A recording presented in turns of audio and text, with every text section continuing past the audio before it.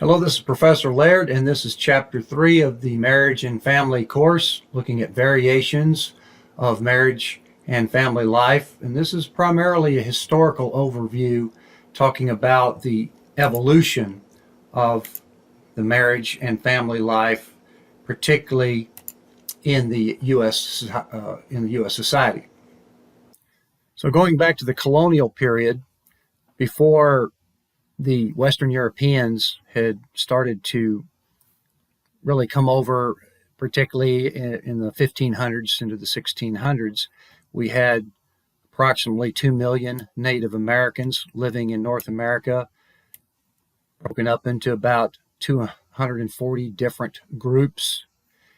By 1620, Jamestown, for example, one of the first colonies, imports English women to meet the demand that was provided by the men that were coming over. Very much influenced by Christianity, which one of the reasons why the Pilgrims and the Puritans, and among others, had come over from Europe was for religious freedom.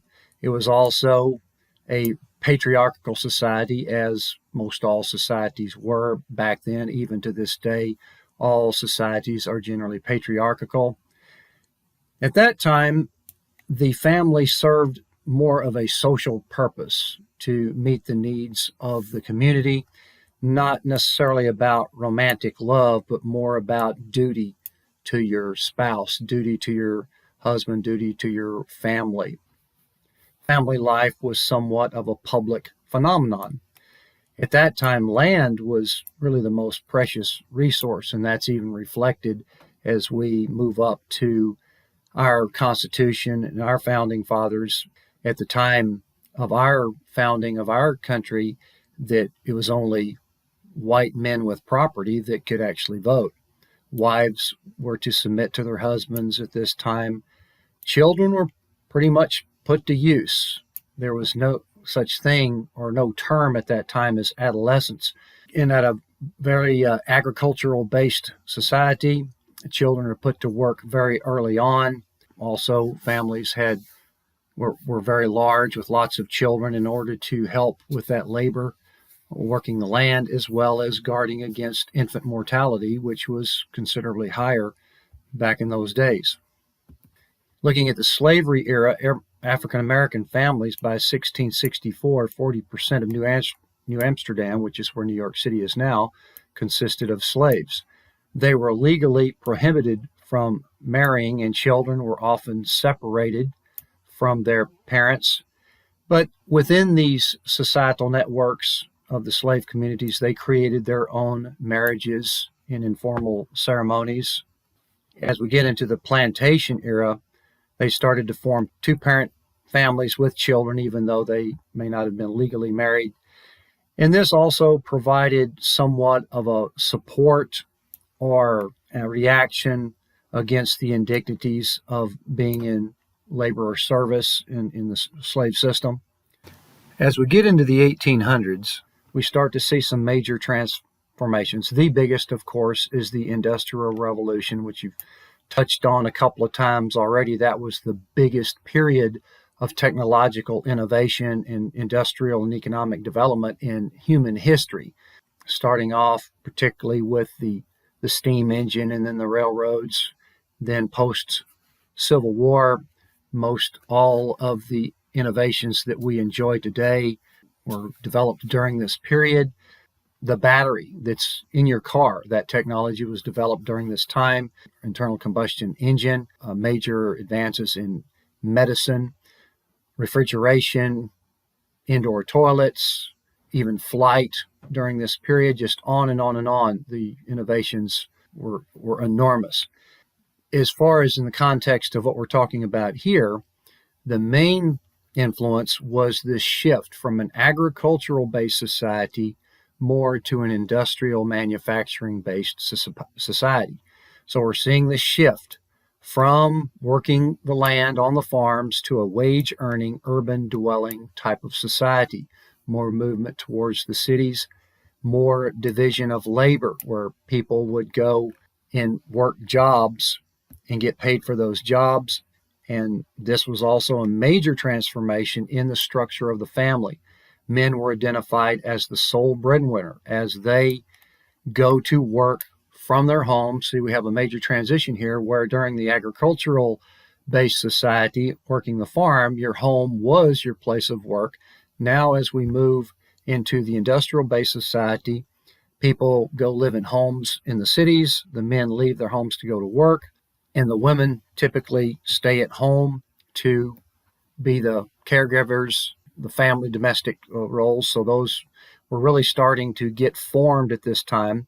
There's less parental authority in this respect since the father is gone most of the day. And this is when compulsory school and child labor laws started to form. The government started to take over this responsibility of educating our children. More in the 19th century, individual preferences were starting to supersede family considerations, starting to see some major transformations that women are more able to choose their spouse as we come out into this new family model here. The role as the housewife and the mother is also getting locked in. And at the same time, as we move from a farming-based society into the industrial-based society, fertility rate drops in half at that time because there's less incentive for the larger families. Also, as we go through the Industrial Revolution, the major advances in medicine are going to start to lower that possibility of infant mortality and improve our lifespans. So there's less need to have bigger families to guard against infant mortality. So a lot of things are happening here in this first major transformation of the Industrial Revolution. We also start to see the concept of a childhood, having a childhood, the childhood innocence, the formation of adolescence, since children are required to go to school rather than stay at home and work. And as I said, the school system is taking on that role, public good of education, of teaching our children. As far as the post-Civil War, during this period, the horrors of slavery acknowledged the resilience of the African American family, because as we said before, even under that system, they still formed their own families. After freedom, many vows were renewed to make it official, although few families were fully able to reunite because of how they were bought and sold and spread out. We're also starting to see waves of immigration. In the mid-1800s, from 1830 up until 1890, this is when we had our major Western and Northern European immigration coming from that period looking for more opportunity. Then we see another wave from the late 1800s to the early 1900s from the Eastern and Southern European areas, and those are not just for economic opportunity, but for more freedoms as well. There's a lot of oppressed areas that were looking for more freedom. Most of them were coming to the cities, so that was increasing the larger unskilled, cheap labor pool of workers, and they also were clustering in their own informal networks in these cities along their ethnic lines from where they came from in Europe. As we get into the 20th century, yet more shift as we become a more progressive, more prosperous society, where family is becoming less of a function of a social role, and now it's becoming, since we have a more prosperous in general society, then the family starts to center more on meeting the emotional needs of its members. And this is where we come up with the original notions of a companionate marriage, to where the husband and wife then share decision making, share tasks, even though there are very defined roles in the families as far as the male roles and the female roles. We'll get into that more later on when we talk about gender and how that's certainly changing quite a bit over the last several decades. But here in this period, as we get early on in the 20th century, the family and marriage is a little bit more driven by romance, sexual fulfillment, children are given yet even more freedom because we're starting to see more compulsory laws that prevent child labor and requirements for school.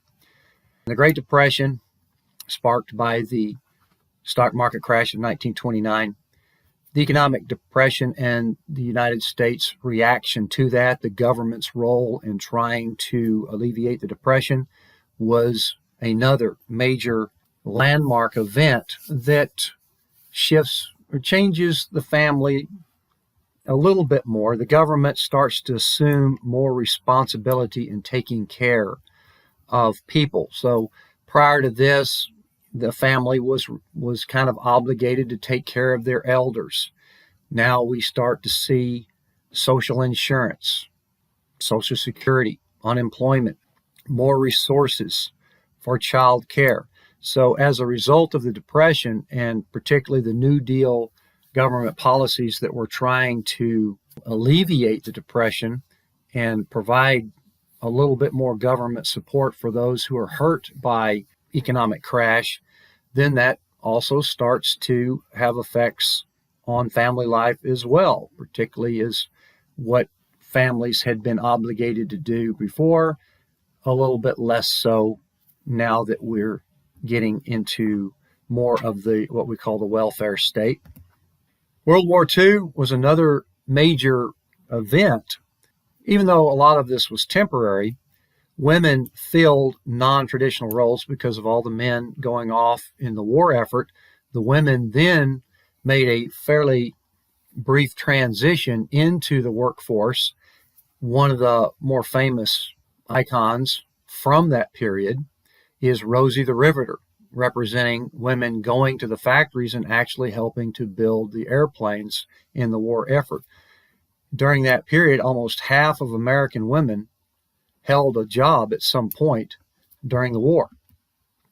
Now, after the war, we have another interesting confluence of events. During World War II, enormous expense was undertaken in order to win that war effort, and that resulted in a massive amount of productive capacity. We also had men going to war and getting paid, but yet not spending that. So we had a lot of savings pent up there. And then when we get out of the war, we have a lot of demand. We have the GI Bill. So we have more people going to college on the GI Bill. And then we started to see, because of this dawning of the golden age of capitalism, we're seeing more people able to afford more consumer products. And we're starting to build this healthy, large, robust middle class. To give you an example, before the war, very few people had cars. After the war, within a generation, everybody had a car. Before the war, nobody had a TV set. Wasn't even invented yet. After the war, as we get into the early 60s, everybody has a TV set. So the same thing over and over, refrigerators, washer dryers, you name it. There was just so much consumer demand for these products that more and more people could now afford to buy. So this was the golden age of capitalism that lasted up until the early 1970s. This is where the classic traditional family really got molded in, where the husband would work, the wife would stay at home. The idea of this middle class American dream where everybody could be relatively successful. There was an unmatched aura of stability, and that stability then served to lock in these gender roles of the husband going to work, getting his carpool with his lunch pail and going to work, mom staying home, taking care of the families and doing the domestic chores. These you can even look at the films and even some of the documentaries from the 1950s, and you can see how obvious these societal roles were becoming so defined. Childbearing actually starts to increase post-war. This is what we call the post-war baby boom. Because of all the men coming home from the war, prosperity starts to increase and the birth rate spikes somewhat. The divorce rate also starts to decrease at that time because of this stability and prosperity, relative prosperity. See other things starting to come about, particularly with the development of the welfare state as far as a society that is relatively successful and prosperous, then takes pride in trying to take care of its people who are living in poverty or not able to take advantage of the economic system. Now, the major transitions that we're looking at today had, for the most part, their beginnings in the 1960s or so. This is an interesting part of this in the aftermath, or perhaps a product of the golden age of capitalism. As we get into the 60s, as we become more prosperous society, we're starting to try to take care of our people and building the welfare state. Well, we're also becoming more socially active, where we're thinking about civil rights, we're thinking about women's rights, we're thinking about the environment. A lot of things are starting to come to fore in the 1960s because in a very successful post-consumerist type society, then you start to think about other problems as well. This is where we start to see increasing dual earner households. As we get to the 70s, the golden age of capitalism starts to play out. At some point, everybody's got a car, everybody's got 2 TV sets. So therefore, the demand for consumerism starts to slow down, as you might expect. We also have to pay for that welfare state. We also were in expensive war in the 1960s. So all of these things start to come together to slow down this golden age of capitalism. And as a result, the corporate powers, the corporate influences start to shift their gears and say, well, now we've got to come up with other ideas to maximize our profit now that this golden age of capitalism is starting to play out. We also see a lot of financial crises during the 1970s. But what is the trend here is that starting in the 1970s, the corporate interests start to look at ways to increase their profit. And this was to lower wages. This was to outsource labor to other countries, hold down the minimum wage, things like that. And as a result, those relatively high-paying jobs that were almost overwhelmingly male jobs in the manufacturing sector and the industrial sectors, those started to go away, and those wages started to stagnate. So that's part of what's happening as we come out of the golden age of capitalism into the 70s. There's more need for dual earner households in order to maintain that same standard of living in the wake of a depressed real wage that has not increased in accordance with our GDP.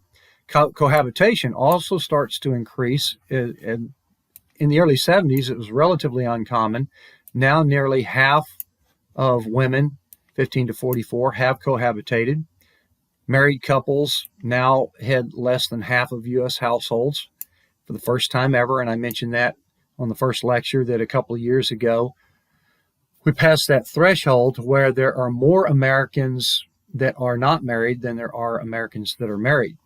About half of over 25s who have ever divorced are currently remarried. So we start to see increases in remarriages, second marriages. So those are some major trends that started to form 60s and the 70s. Another trend is we're seeing more single parents. Talk more about this later on. About 40% of births in recent years were to unmarried women. We've also been seeing a larger percentage of teen births in that group as well. Almost half of the U.S. population over 18s are unmarried. Now, that doesn't mean that they'll never be married, but there are more people unmarried at any one time. Also, we've talked about how U.S. marriages now start later than ever before. Those median ages of first marriage have risen quite significantly since the 1960s. What are the factors influencing this change? I've already touched on some of them. Women, because they have more choices as we get in the 60s and the 70s, women start to see more choices. There's more need for them to go to work. There's more opportunities for women to go to work. So therefore, women are dependent on men and on marriage. That's also going to influence the divorce rate, as we'll see here in a bit. The lack of the real wage increase, as I already talked about, how that came about with outsourcing, globalization, technological development, that automation that would put more of these industrial and manufacturing type jobs out of work. So a lot of, it's not about the bad guys versus good guys here. There's a lot of things happening in a capitalist society that is going to have influences here, so that lack of real wage increases the need for more dual earners. I've already talked about the technological developments, transportation developments, communication developments, increases the ability for contacts and choices, and increases the service sector. The contraception was also a factor in having fewer children, because now women in particular have a little bit more ability to plan their families, along with education and awareness, knowledge of reproductive incentives or assistance. These are things that are happening, that are all working to give women more choices in the workforce, to lower birth rates, to increase divorce rates. We're also getting older as we have more technological and medical developments, causing difficulties, as we'll talk about here a little bit later on. If people are still retiring at the same age of 65, but yet living longer, then we're having more people that are working that are having to contribute to the social insurance. When Social Security was formed back in 1936, the average lifespan at that time was 58 years old. So it was a money-making proposition at that time. However, now our average lifespan is around 78.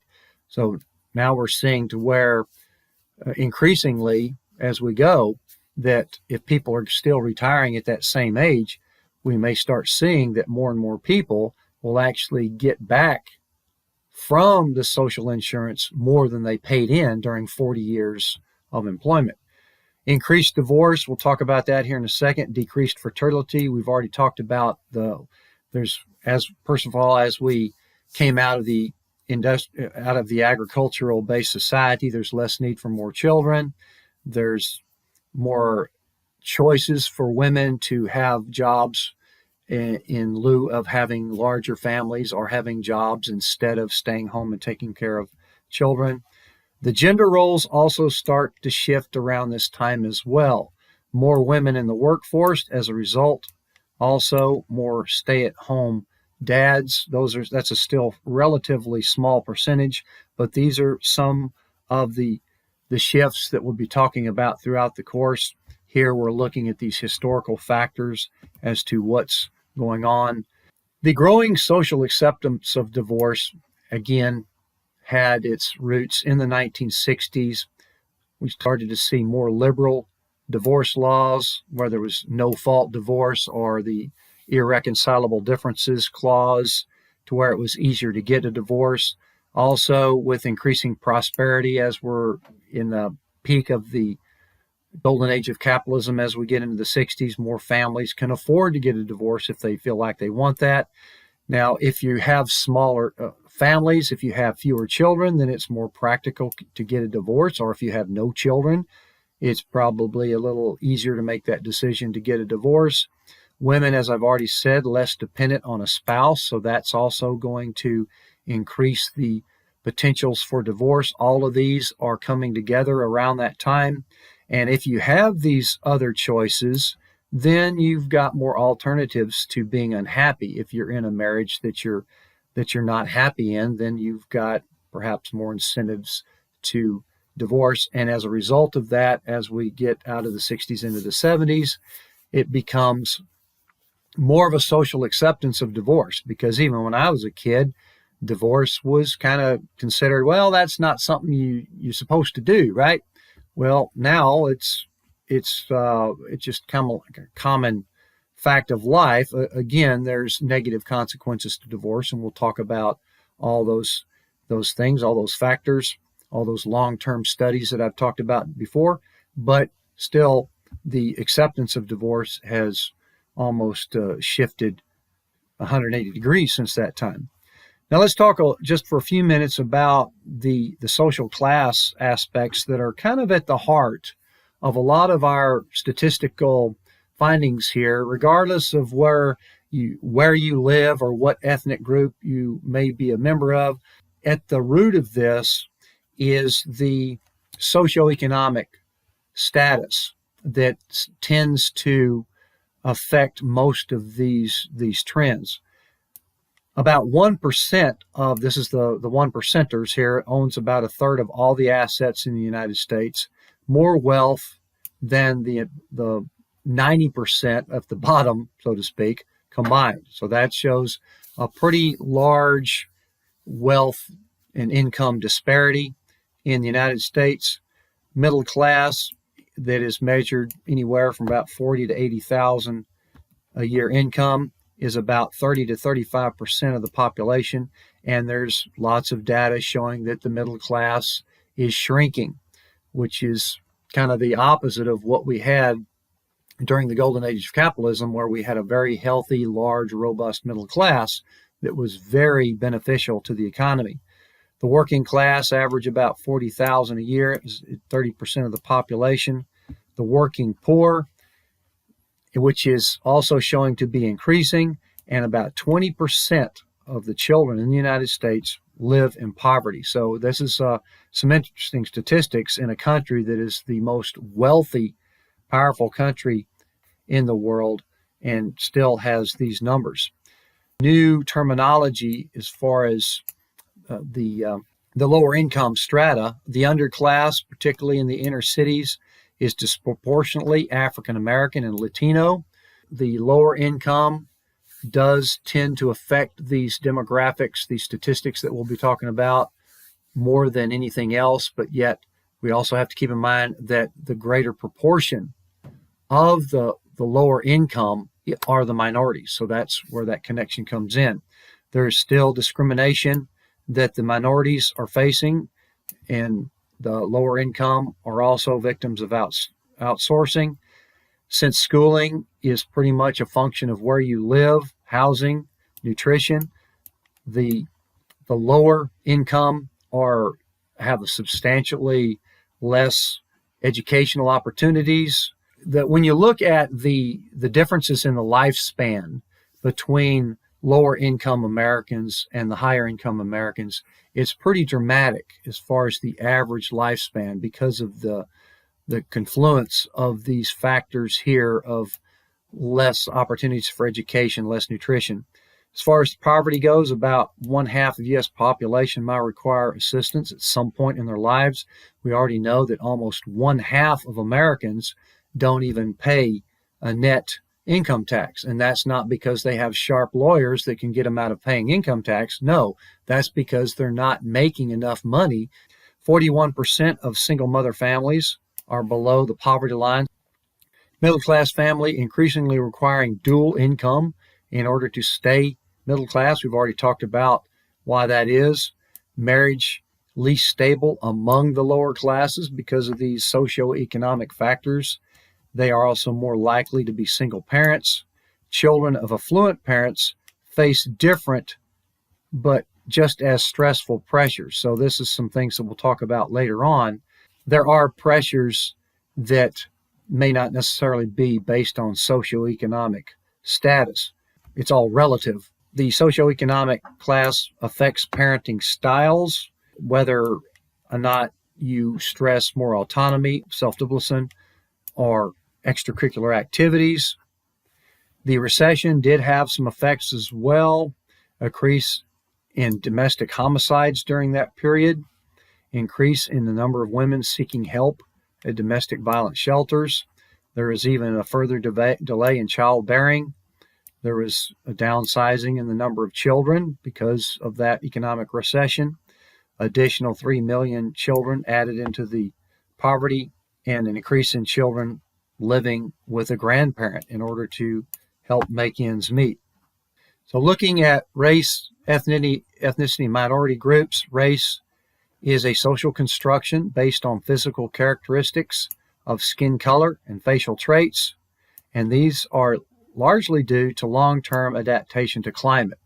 But it's very important to us in our human sensibilities. That's why we tend to group up with people that look like us and think like us. But interestingly, there are more differences within groups of humans than there are between groups of people. All humans have the same common ancestors. DNA has shown this, that all of the humans in the world today descended from a relatively small group of hunter-gatherers as recent as about 150,000 years ago in north central Africa. So race is, there are certain differences in ethnic identities that we can touch on, but particularly in America, the social construction of race has been pretty well documented. A group is first defined based on its physical characteristics, which should be the color of their skin or their facial traits. Then this physical difference is then used to imply hereditary or behavioral differences, and those start to take hold. Those are then used to justify social differentiation, and this is where racism, discrimination would still persist. It still persists today because of these long-standing constructions of race, particularly in the United States. And as a result, then it becomes a real factor in shaping our life experiences because of our socialization into the system where we have created this concept of race. Ethnicity has got deeper roots, could be a shared cultural pattern of history, language, religion, customs, national origin, shared experiences of oppression or domination. This is what we would call a culturally homogeneous population. Ethno-nationalism is one of the biggest sources of conflict in the world today. We won't have much time to touch on it in this class, but this is a desire for a nation state that matches your specific culture, because there's lots of ethnic identity groups that are broken up between countries, or that they're forced to coexist with other groups within countries, primarily during that long period of colonialism in the aftermath of that. But this is very important in defining group identity, from extended kinship, clans, resulting in in-group bias. This is just an example. Prior to the breakup of the Soviet Union, Yugoslavia was a country about the size of Texas, but it was kind of held together like a pressure cooker, a very authoritarian control. And then after the breakup of the Soviet Union, then Yugoslavia, the leadership top blows off of that as well. And then it breaks up into 1, 2, 3, 4, 5, 6, 7, 8 different countries because of the separation of the ethnic identity groups within that country. So that gives you a pretty good example of how humans will break off into their identity groups given that option. Even Bosnia-Herzegovina is kind of bickering at this point, looking at perhaps splitting up over those two groups as well. Minority groups, that status puts them at an economic, social, and political disadvantage, and that is typically defined by this race, particularly in America, or ethnicity in countries where the ethnic identity is so important to those groups of people. 40% of the U.S. population is minority groups, and by 2060, over half of the population will be minorities. You can see those in figures 3.2. We'll talk about this a little bit more later on. Marriage characteristics vary between groups to a certain extent, but primarily socioeconomic status, as I said before, is kind of the underlying factor that provides the differences in these demographics. Looking at families and ethnicity, despite the slight variations in parenting, socialization, and traditions from group to group. It's the class differences, as I said, the socioeconomic status that tends to have the greater effect. And then, of course, we see that minority groups tend to make up the higher portion of the lower income groups there. So that's why that correlation exists. White, blacks, and Latinos with similar income and similar educations tend to have similar patterns of involvement with their extended families. So that shows you again how that underlying factor of socioeconomic status seems to be prevalent throughout the demographics that we'll talk about in this class. Okay, so this wraps up chapter 3. There was quite a bit to talk about here, looking at the variations of marriage and family, particularly how it's evolved over the years to where we are now. So stay tuned for discussion forum.